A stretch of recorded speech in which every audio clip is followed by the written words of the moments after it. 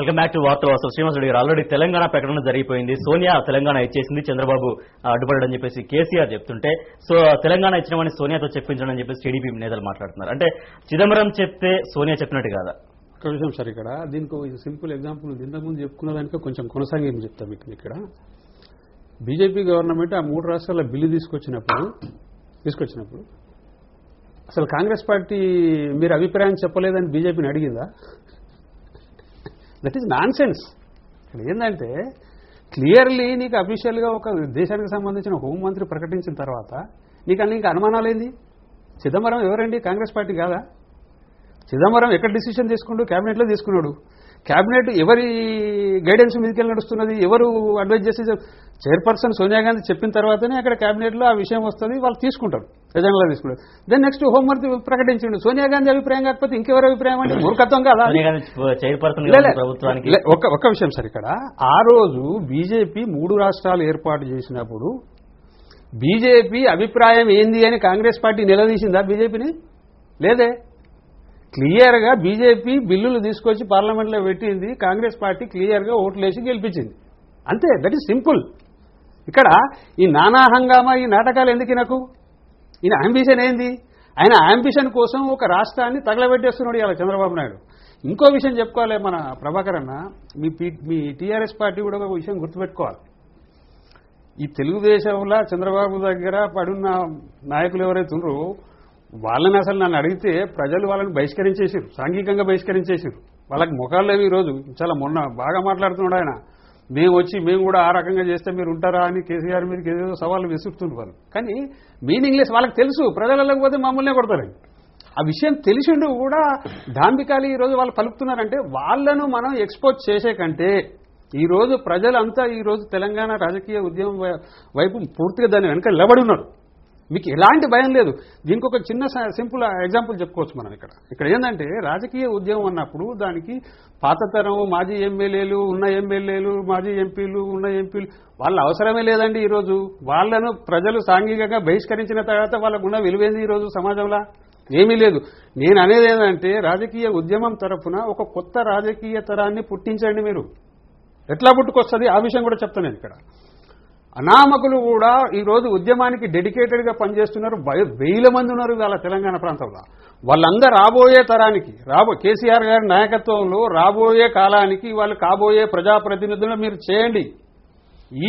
ఈ తుచ్చన నాయకులతోటి వీళ్ళతోటి ఉన్న అసెంబ్లీలో 38 మంది తెలంగాణ ఎమ్మెల్యేలు తెలుగుదేశానికి సంబంధించి వాళ్ళేదో హీరోలా? వాళ్ళకేమైనా విలువ ఉందా ఈ రోజు?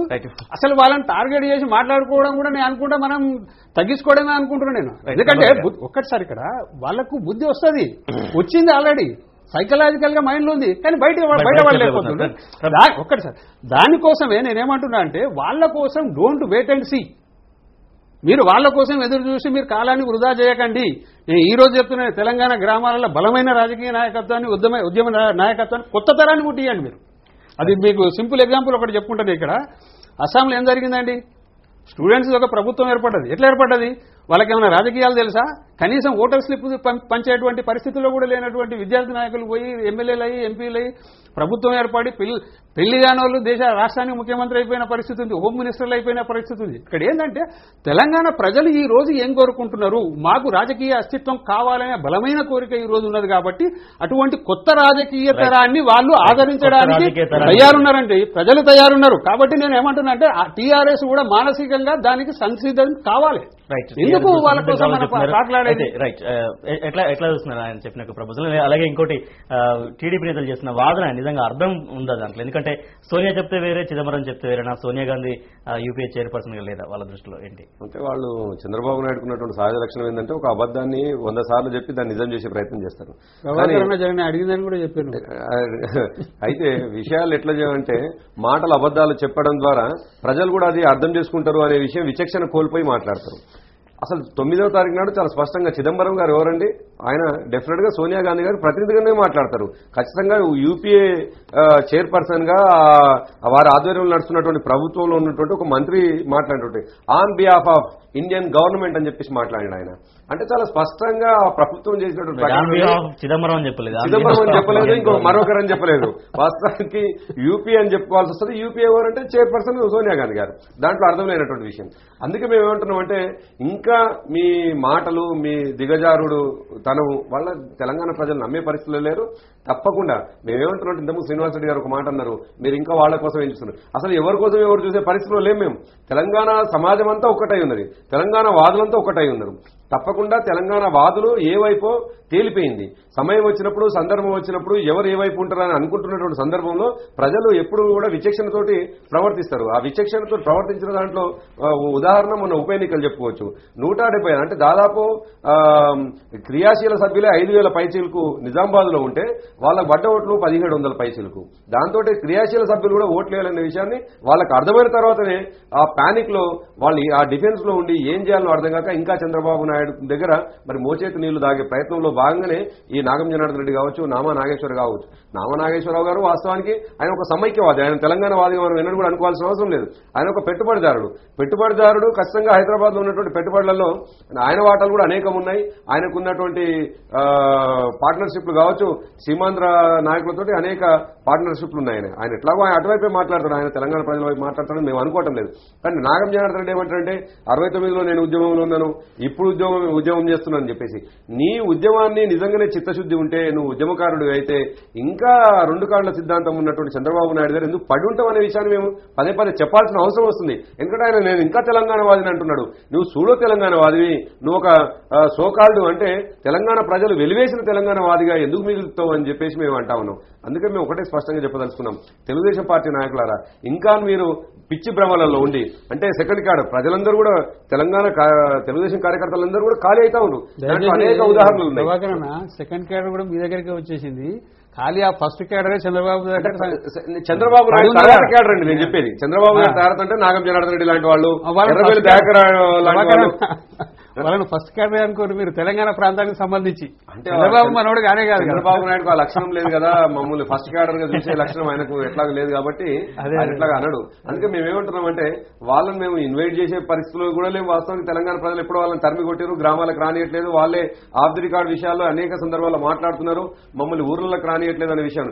అందుకే గ్రామాలు వదిలి ఢిల్లీకి పోదామని చెప్పేసి మాట్లాడుతున్నారు. ఇవాళ గ్రామాల్లో ఇవాళ ఉంది. వాస్తవానికి గ్రామాలు నిర్ణయిస్తే దాని ప్రకారం ఉద్యమం తీసుకుపోవాల్సింది పోయి లేదు ఢిల్లీకి చేరుకుందామని చెప్పేసి మాట్లాడుతున్నారు. దాన్ని డెఫినెట్ గా తెలంగాణ ప్రజలు నవ్వుకుంటారు, అసహించుకుంటారు.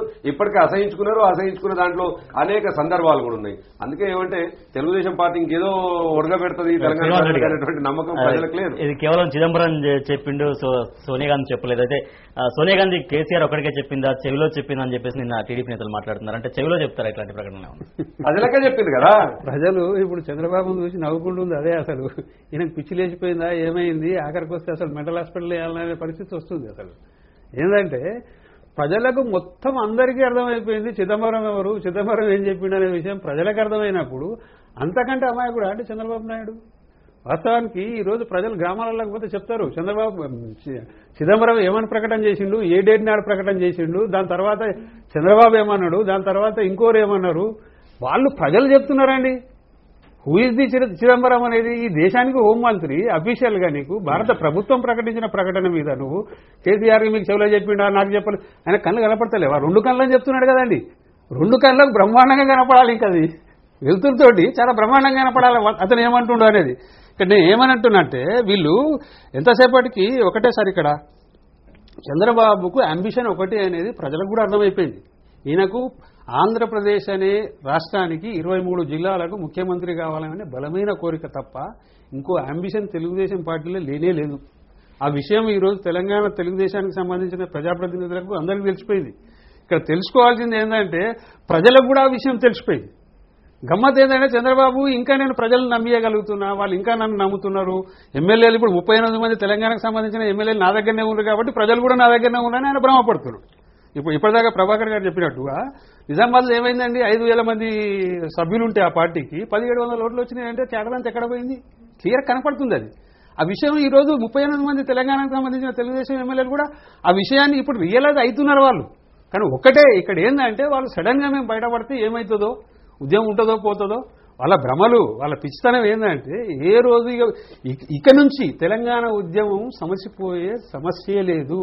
తెలంగాణ వచ్చేంత వరకు ఈ ఉద్యమం కొనసాగుతుంది. ఏంటంటే తెలుగుదేశం పార్టీ నాయకుడు చంద్రబాబు నాయుడు ఉన్నటువంటి ఒక విలక్షణమైనటువంటి విచిత్రమైనటువంటి లక్షణం, విషయాలు ఏమన్నా జరుగుతున్నప్పుడు అక్కడ ఉన్నటువంటి పరిస్థితులకు అనుగుణంగా మాట్లాడకుండా, అక్కడ పరిస్థితులకు అంటే ఆ ప్రజలకు మనోభావాలని అర్థం పట్టే విధంగా మాట్లాడకుండా దీన్ని తప్పుదారి పట్టించడం కోసం అవాస్తవాలని చెప్పే ప్రయత్నంలో భాగంగా మీరు చూస్తే అనేక విషయాలు ఇక్కడ తెలంగాణ ఉద్యమం జరుగుతూ ఉంటే ఇక్కడ ఎవరు కూడా ఏ నాయకుడు కూడా తెలంగాణ అనకుండా రానియమని ఒకవైపు తెలంగాణ ప్రజలు చెప్తా ఉంటే, తెలంగాణలోకి నేను వచ్చినా అని చెప్పడం కోసం ఆలంపూర్లో ఎప్పుడో నెల క్రితం జరిగిన తుఫాన్ బాధితులను పరామర్శించడానికి అంటే విషయాన్ని డైవర్ట్ చేయడం కోసం ఇక్కడ తెలంగాణ ఉద్యమంలో విద్యార్థులందరూ చనిపోతా ఉంటే ఈ చనిపోయే విషయాన్ని పట్టించుకోకుండా ఈవీఎంల పేరు మీద ఢిల్లీలో ధర్నా చేస్తుంటాడు. ఇక్కడ ఒకవైపు ఉప ఎన్నికలు జరుగుతుంటే అది రెఫరెండం గా తెలంగాణ అని చెప్పే తెలంగాణకు ఉంటే ఇంకోవైపు బాబ్లీ అని చెప్పేసి పోతాడు. అంటే ఈ విధంగా ఒకవైపు ఇక్కడ విద్యార్థులు చనిపోతా ఉంటే వీళ్ళ గురించి మాట్లాడకుండా మహానాడులో, మరోవైపు అమెరికాలో చనిపోయినటువంటి విమాన ప్రమాదంలో చనిపోయినటువంటి వాళ్ళ గురించి మాట్లాడతాడు. అంటే ప్రతిదీ కూడా తెలంగాణకు సంబంధించినటువంటి విషయం వచ్చినప్పుడు దీన్ని పక్కదారి పట్టించడం, ఎస్కేపింగ్ అనొద్దు సార్. తెలంగాణ ప్రజల్ని డైవర్ట్ చేసే పది, ఆయన ఎస్కేప్ అవడం కాదు, ప్రజల్ని కూడా మభ్యపెట్టి ప్రజల్ని కూడా డైవర్ట్ చేద్దామనే పిచ్చి ప్రయత్నంలో భాగంగా మీరు చూస్తే ఫర్టిలైజర్ విషయంలో టీఆర్ఎస్ దాదాపు 3 అంచెలుగా తహసీల్ ఆఫీసుల ముందు, నియోజకవర్గాల హెడ్ క్వార్టర్ల ముందు, తర్వాత హైదరాబాద్ లో కూడా మేము ధర్నాలు చేసి మేము రాస్తారోకోలు చేస్తే దాన్ని ఆయన ఏదో తుంకిమెట్లలో స్టేట్ ఆఫీస్ లేదు, అగ్రికల్చర్ ఆఫీస్ ఉన్నది హైదరాబాద్ లో, తుంకిమెట్లో లేదండి, తుంకిమెట్లో పోయి ఆడ గొడవ చేద్దామని ప్రయత్నం చేస్తాడు. అంటే ఏంటంటే విషయాన్ని నేను కూడా తెలంగాణ గ్రామాల్లో తిరగగలుగుతున్నాను, నాకున్నటువంటి ఒకరో ఇద్దరు ఎవరైతే అన్యాయులు ఉన్నారో వాళ్ళ బలంతో నేను ఏమైనా చేయగలుగుతాను పిచ్చి ప్రయత్నంలో భాగంగా ఆయన తుంకిమెట్లో పోతుంటే మరి ప్రజలు తెలంగాణ వాదులు ఏ విధంగా ఆయన మీద కోపం చూపించారో చాలా స్పష్టంగా కనిపించింది. అందుకోసం మేము ఏమంటున్నామంటే అనేక సందర్భాల్లో చంద్రబాబు నాయుడు చేసినటువంటి దుర్మార్గపు లక్షణాన్ని ప్రజలు తిప్పికొట్టినారు. తిప్పికొట్టడంలో భాగంగా వాళ్ళు చైతన్యం చూపించినారు, వాళ్ళు దెబ్బలు తిన్నారు కూడా. అందుకోసం ఇంకా నువ్వు ప్రజల్ని మభ్య పెడతానంటే మేము ఎక్కడో రాచరిక వ్యవస్థలు లేము, తర్వాత పత్రికలు చదవలేనటువంటి పరిస్థితులు లేము, ఛానళ్లు చూపించలేని పరిస్థితులు లేము. ఇంకా తెలంగాణకు అనుకూలంగా తెలంగాణలో జరుగుతున్నటువంటి వాస్తవాలను చూపించే ఛానళ్లు కూడా ఉన్నాయి. వాళ్ళు ఆ ఛానళ్లు చూసేనే ప్రజలకు అర్థమవుతున్నది. అందుకోసం ఇంకా చంద్రబాబు నాయుడు ఈ ప్రయత్నం చేస్తాను అని అంటే అది మూర్ఖ ప్రయత్నం. ఇక్కడ చంద్రబాబు గారు శ్రీనివాస్ రెడ్డి గారు చిన్న బ్రేక్ తర్వాత మాట్లాడదాం. ఇప్పుడు వార్తల వాస్తవాలు మరో చిన్న బ్రేక్ తీసుకుందాం. స్టే విత్ us, తెలంగాణ గుండె చప్పుడు రాజ్ న్యూస్.